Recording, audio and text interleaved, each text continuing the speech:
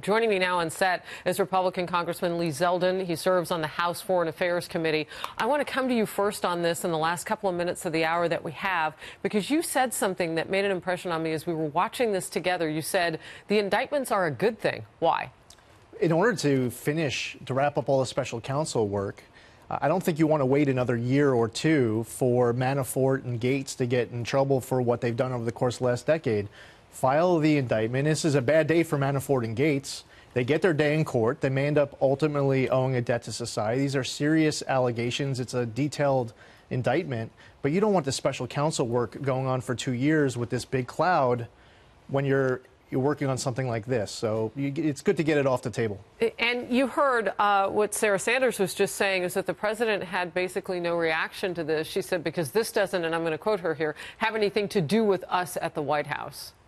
Well, that's correct. In reading the indictment, this isn't about the president. They're not talking about the Trump campaign. They are not making connections to other named officials with the president and people around him. This is an activity that started over a decade ago. This is separate from the president. Congressman, can I ask you a question, though? And you saw it there a couple of times asked different ways. I'll be more blunt with it. Did the campaign have a vetting issue?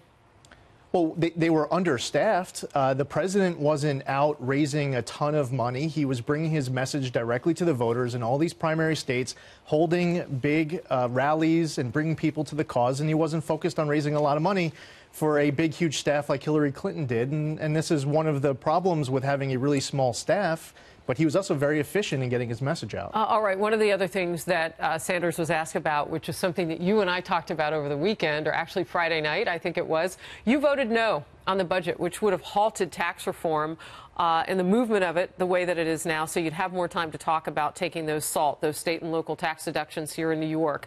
Tax reform came up with Sarah Sanders, a phase-in corporate tax over 5 years. Does that get it done? Is that what the president promised would make America great again? Well, I haven't seen this proposal. The proposal that I know is that we were going down to 20%. If there's a change, I'd be looking forward to get briefed on it.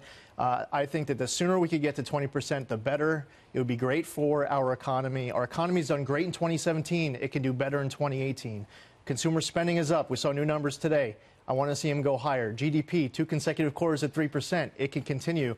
But we have to improve the business climate as much as possible, as quickly as possible. I bet you would like for the president to be focusing his tweets on that. I've heard some Republicans say, yeah, tweet about the economy right now and let the Justice Department and others do what they got to do. And he does, and he will continue. He plays a really important role in making sure tax cuts get done before the end of this year. Congressman Zeldin, thank you of New York for coming in and being with us here in person.